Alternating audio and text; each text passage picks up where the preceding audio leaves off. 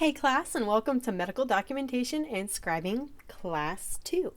If you have not already, make sure that you have taken quiz number 2 that was due from last week's material. During class today, we are going to focus heavily on the first two areas of the chart, the HPI and the billable elements. The majority of lecture is going to be spent on the billable elements because they provide a guideline, a rough outline of what the nice, robust paragraph that is the HPI will look like. I am going to go over some definitions.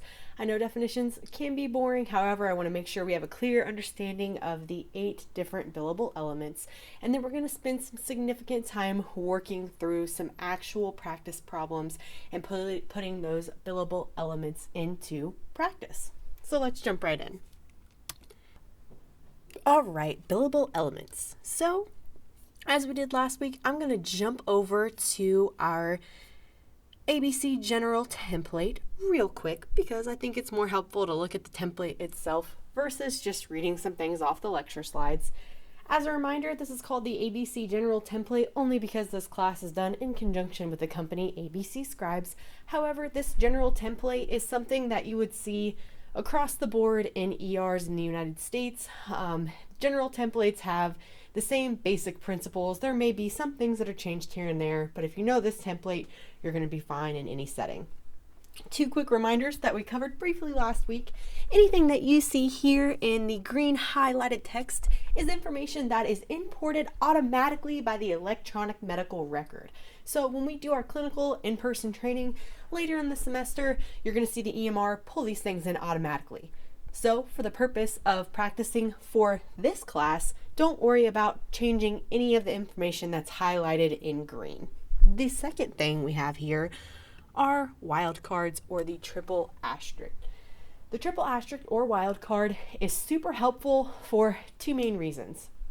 One, it is going to call attention to information that needs to be looked at in the chart. So when you're in the actual EMR, if there is a wildcard in place, the physician who is reviewing and signing off on all of your documentation is not able to close out that chart until there are no more wildcards present. That being said, make sure when there's a wildcard there, you mean it. A quick way to frustrate some physicians, I speak from experience, is to not take the time to go through and make sure that you're taking out any of those templated wildcards that are no longer necessary. When you are actually in the EMR, the second handy bit of these wildcards is that you can, again, for the online class, we're just working through a Word document, so bear with me. But remember, when we get to the EMR, that if you F2, it will jump you from wildcard to wildcard throughout the note. So it's nice to get into the habit of, when you're doing the documentation now, to go through and make sure that you've removed any unnecessary wildcards so you're not drawing attention to something that does not need drawn attention to. You will have physicians that say for the physical exam, which we'll learn later in the semester, may say, hey, leave a wildcard in for me under this area of the physical exam. I want to add that in later. Again, it's a beautiful tool. It's an easy reminder. It prevents them from closing out the chart without giving something attention. But as a scribe, again, if there's a wild card in there, make sure you mean it. So there's our quick reminder on 2 different areas of the chart. Again, today we're going to be focused on these billable elements right here, which are pulled all directly from the HPI. Why we're skipping over the HPI and going into the billable elements is these billable elements and their definitions are going to give you a framework of how your HPI needs to be organized. So starting with the billable elements is the way to go. While we have this template up, I want to point out that there is 1, 2, 3, 4, 5, 6, 7, 8 lines of text. So there are 8 billable elements, each on their own separated line. Although you see 8 lines of text, there's clearly more information going on here on some of these lines in an indented text. These are descriptors. So you have 8 billable elements in total and 12 descriptors. As far as the billing and coding side of things go, they are just going to count each of these lines of text or each of the billable elements. Whether or not you have just location and radiation or one, that's still going to count for one billable element. The key takeaway here is anything that is completed within each line is going to count for a billable element. We're going to go through each of these descriptors and why they're important and why they are counted within one billable element throughout this lecture. But as you're looking at this, big takeaway here, if it's on its own line, it's an independent billable element. There are 8 in total, and there are 12 descriptors. All right, let's jump back over to the lecture slides. All right.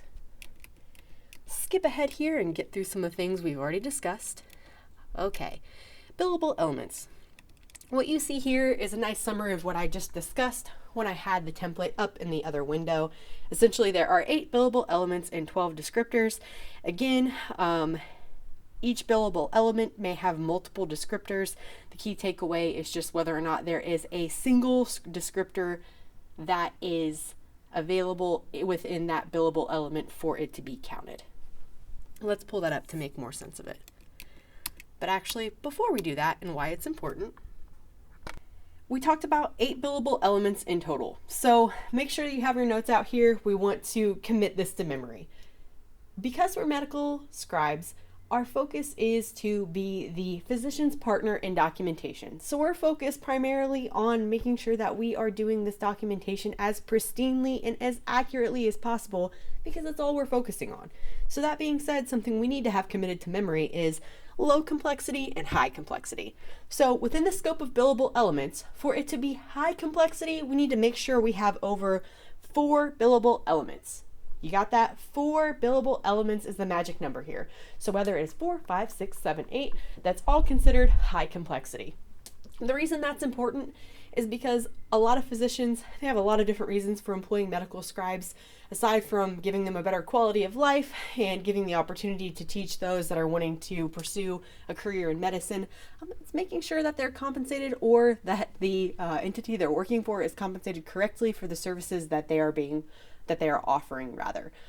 Their focus is on treating the patient and paying attention to that patient, not the documentation side of things. That's our job. So before you start your shift with your physician, I would pull them aside, and you're going to have a couple of these tidbits that you'll know to ask them prior to the shift starting. But one of which is, hey, Dr. So-and-so, if I notice that you're under the 4 billable elements, do you want me to give you a little reminder? If so, is it best to just ask between patients? 95% of the time, they're going to say, oh yeah, absolutely, please give me a heads up. The other 5% of the time, the physician's going to say, nope, if I didn't say it in the room, I know that's what happened and I'm not worried about it. So prior to your shift starting, I would just clarify with the physician how they would like you to address if they're not meeting the highest complexity. That being said, there are going to be some chief complaints that walk through the door that are not going to be high complexity. A lot of ankle rotations or one-off complaints along those lines are going to be low complexity, and that's okay. The key here is to not gouge patients. It is to make sure that the care that is being provided by the providers is being billed accurately.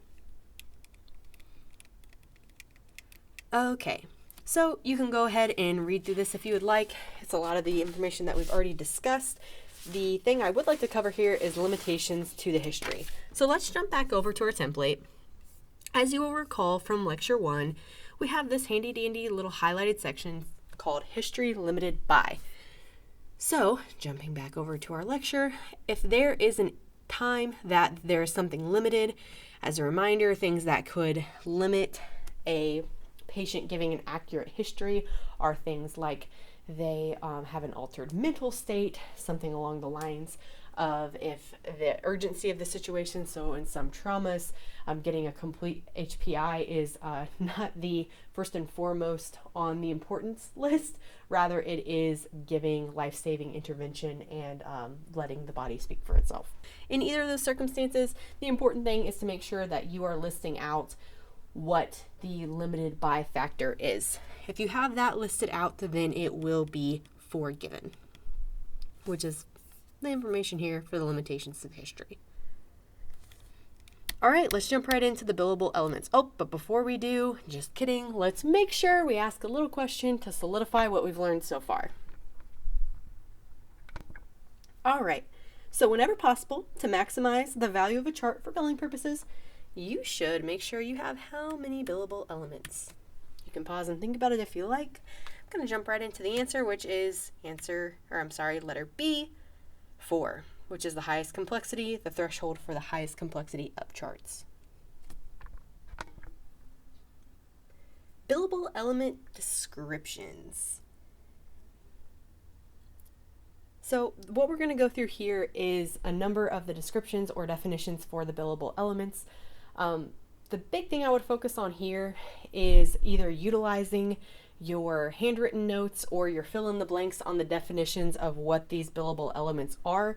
I would keep these handy with you throughout the course for 2 reasons. First and foremost, it's practice. When you go through, the more that you utilize these, the more that you apply the definitions, the easier it's going to be to retain the information. Could you sit down and memorize them? Absolutely. But I found that it's most successful to actually go through and make sure that you're doing the practice and taking it very seriously. The second advantage is for the the video portion of the final exam. On the video portion of the final exam, fun fact, it is open note, it is open book, it is open Google. You are able to use any resources available to you except for your neighbor or fellow classmates. So it's nice to start building up that arsenal of notes and resources now so that you can utilize it on the video portion of your final exam. Let's jump into some definitions. First and foremost, we have onset. So you're going to see these labeled as 1A and 1B because if we toggled back over to our ABC General note, you would see that these are all within either the same line or subheading of text. So onset describes how the chief complaint began in terms of time. So that can be abrupt, sudden, gradual. You will find the vast majority of things are gradual. A mistake that students make early is thinking that absolutely everything is sudden or abrupt. As you get more comfortable with the scribing environment, you'll realize the majority of things are gradual. This will be solidified when we get into some examples. Something that may modify the onset. So the indented text that was below onset is activity and location on onset. So once again, make sure you have your notes out, star, highlight, underline. There are only three times in which you will use these additional modifiers to onset. Only 3 times. Those 3 times are listed here for you. Whoops. There we go. Syncope. If you don't know what syncope is, now's the time to jump to Dr. Google. It's passing out. Just a fun fact. 2 is exertional chest pain, and 3 is trauma. A note on exertional chest pain. This isn't any chest pain, it's only exertional chest pain. So something done while working out, something that's done while doing yard work, something that you are exerting your body that caused chest pain. If it is syncope, exertional chest pain, or trauma, that's when you're going to use the modifier of activity of onset, which is what they're doing, or location of onset, which is where they were physically located when it took place. Okay, again, commit those 3 to memory. Know that those are the only time you use those additional modifiers to onset. On to timing. Timing is the frequency of the chief complaint. Examples of timing, there's a nice exhaustive list is what I would say here. Constant, which means it's happening all the time. Intermittent, it's happening here or there. Episodic is you can specifically count how many episodes something has occurred. So if I had a case of syncope, typically I'm able to say I had 3 episodes of syncope. If it's an intermittent, then it's just happening here and there all the time. It's such a frequent number that I can't actually quantify it with a number of episodes. Waxing and waning means it is gaining and lessening, getting worse and better. Progressively worsening means things are getting over time worse. For example, hey, I have a headache. It was really bad at 9 a.m., but by 10 p.m., it was worse. It just, as the day, was not feeling good. That's an example of progressively worsening. Improving would be just the opposite. Hey, I had a headache at 9 a.m. As the day went on, it started to feel better. That would be an example of improving. Spontaneously resolving would be talking about that same headache I had at 9 a.m. that was gone by 10 p.m., but I hadn't taken any medications, I had not eaten, I had not done any types of things that would alleviate that headache. I'd be a little concerned if somebody hadn't eaten for that long, unless it was some kind of crazy diet, which could be your reason for headaches. Anyway, back on track here. Spontaneously resolving is just that. Without an intervention, it went away. On to billable element number 2, duration. So that's the length of time the chief complaint has been present. So you can see examples here: hours, days, weeks, months, since 1984, since childhood. Word to the wise here is some guidelines. So don't document days. When somebody is reading days down the road, that doesn't mean anything. So if somebody is reading the note and it says the patient has had this since Thursday, okay, so then it's, do I dig through the electronic medical record to see what day of the week they wrote this and then count out how many days ago Thursday was at the time this was written? So just get in the habit. You see general guideline number 2 here of counting days. Consider every day as a 24-hour block of time. So if it is a Tuesday and things onset on Sunday, we would count Sunday as 1 day, Monday as 2 days, and Tuesday as day number 3. One other guideline I'm going to give you that you don't see here is if it's under 72 hours or 3 days, try to give the actual hours if you can. Beyond that, go to days. Billable element number 3 is location. So this is where the patient is experiencing the chief complaint on their body. Don't let this throw you off with onset and location that we talked about with those additional modifiers that are only used in 3 very specific circumstances. This location you're going to use 9 times out of 10 because it is where they're experiencing the chief complaint, so where it's at on their body. So, for example, ankle pain. Is the patient having the ankle pain anteriorly or posteriorly? Medially or laterally? Make sure you're putting down whether the ankle pain is in their left or right leg, for example.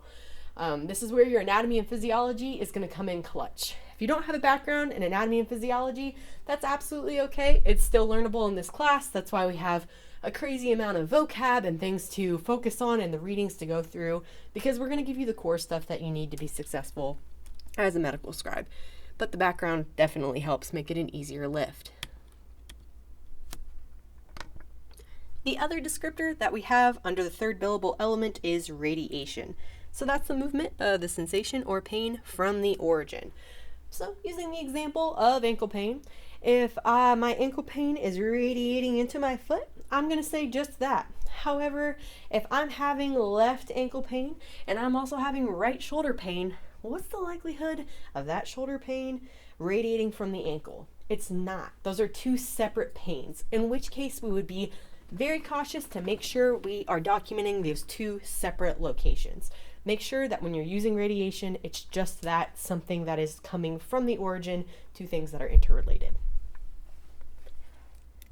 Moving on to billable element number 4, character or nature. So in character or nature, this is the subjective description of how something feels to the patient.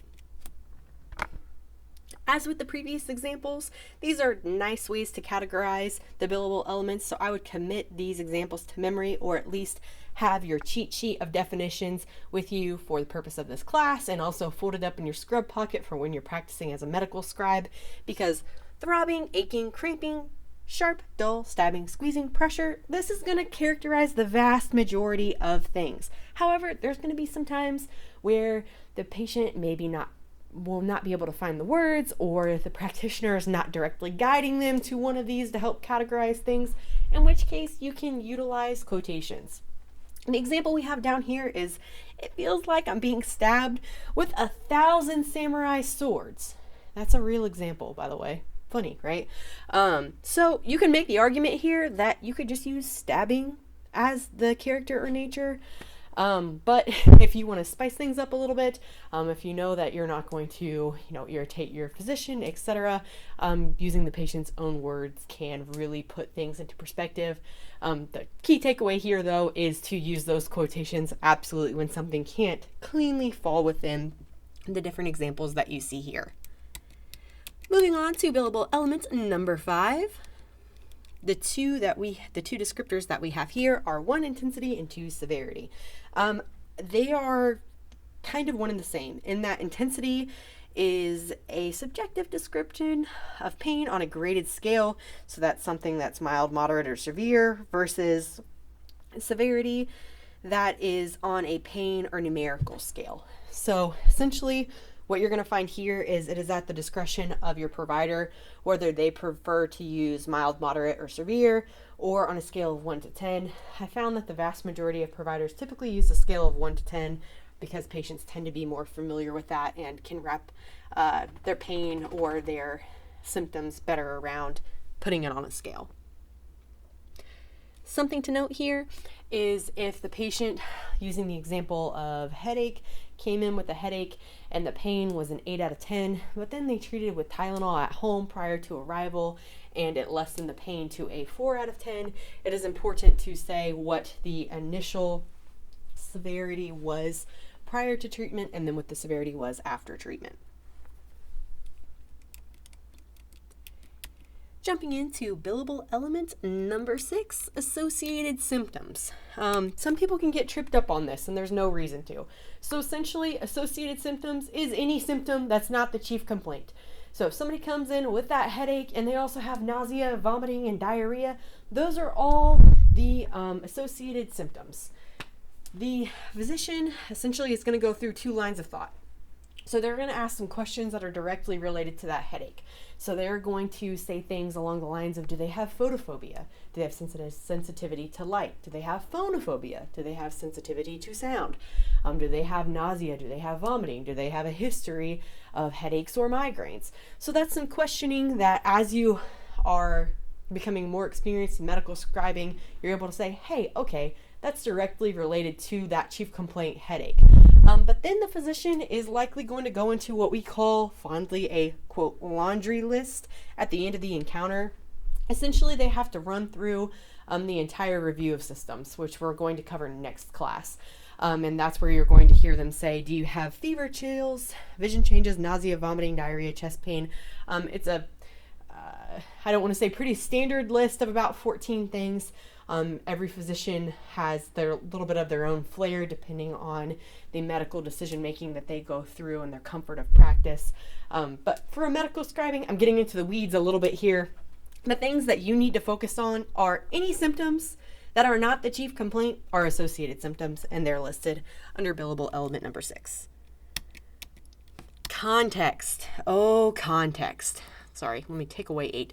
Context is the bane of so many scribes' existences because it is so arbitrary. However, I would argue it's a freebie to an extent. So it's any circumstances surrounding the onset of symptoms. What? Again, nice and vague. So essentially what the patient was doing, where they were at, sick context, exposure, etc. So if somebody, again using the example of headache, has a history of migraines, to me, that would be context. If they were, don't have a history of headaches, however, they were at they've never been to a rave before and their headache onset when they were in loud booming music and flashing lights, to me, that's context. So don't get intimidated by context because it's pretty wide open as far as things that could fall within it.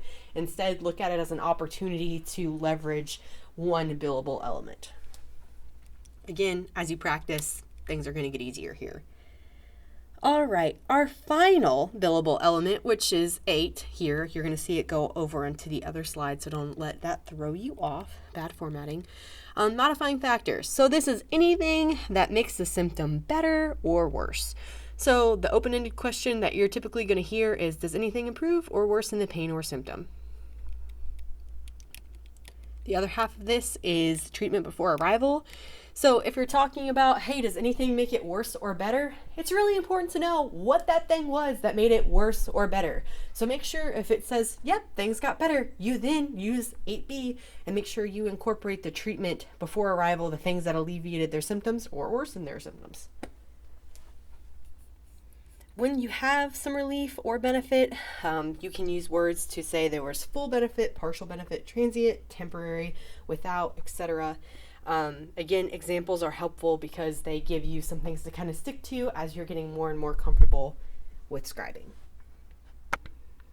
Okay, now we have gone into detail about the descriptions and or definitions of our 8 billable elements and 12 descriptors.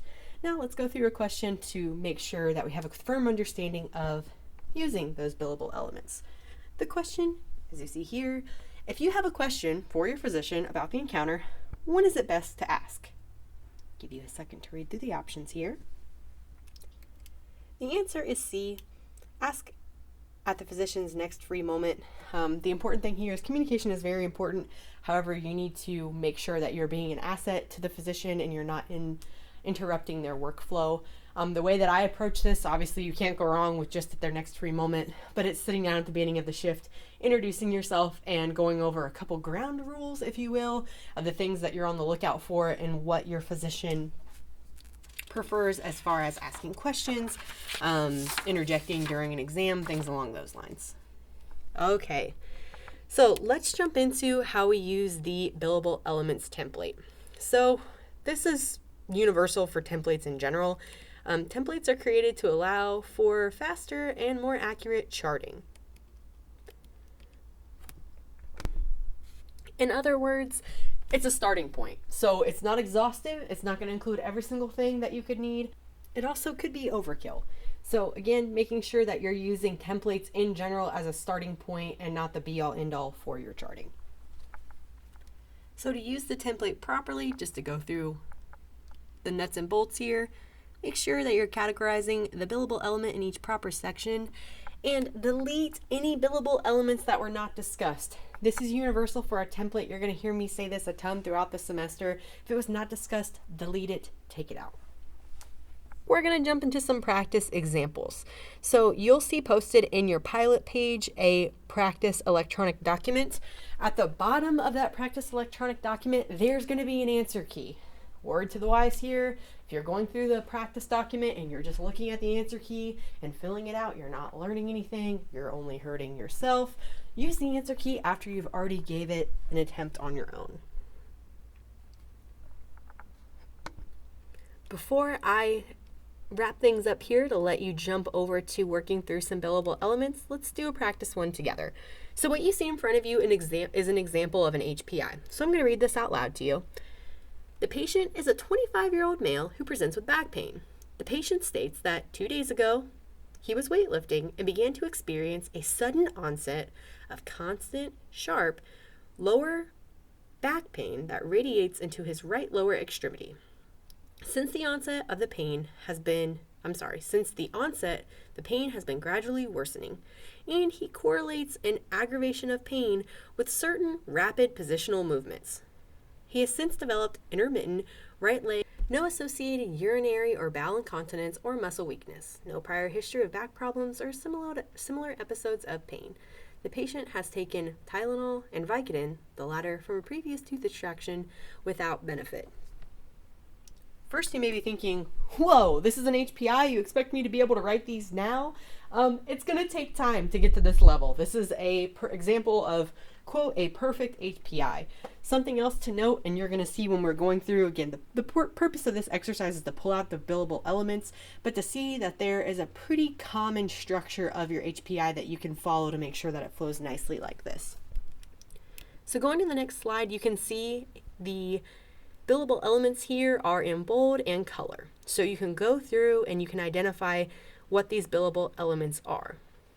So I would look at these billable elements, pause the video, and take a guess on what different category they fall within using your ABC General template.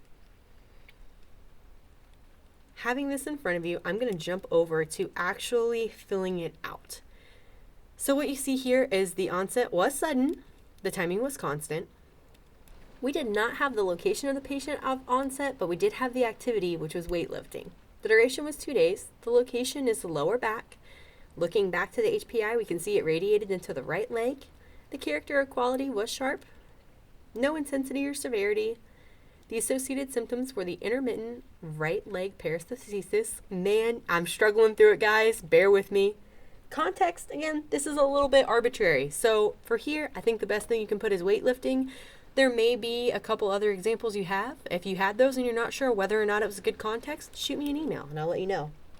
Modifying factors. So the pain was aggravated by certain rapid positional change in movement. The treatment before arrival was that Tylenol and Vicodin. The important thing to say here is without benefits, so whether or not it was helpful. So any of the areas of this billable elements practice that we did not have included in our HPI, make sure that we remove it to properly use the chart. So this is what the final product would look like. Okay, so I am going to leave you now to go ahead and work through your 3 examples on your own. As you're going through the examples, again, make sure your definition's handy. You are referencing those, you're doing your very best to do those independently, and then you're consulting your answer keys. As far as what you need to submit for those different billable elements, the other things that I'm going to include is a link to a practice video in which you're going to take your first attempt at writing an HPI, and you're going to submit that HPI over to me, and I'll post the answer key next week after everybody has submitted those HPIs. Again, don't be intimidated by these billable elements. It just takes practice and working through things. I'm confident that you guys have this. If you have any questions at all, please do not hesitate to send me an email or shoot me a text. I'm here to help and want to make sure you guys are feeling confident in your billable elements. Thanks so much. Talk to you next week.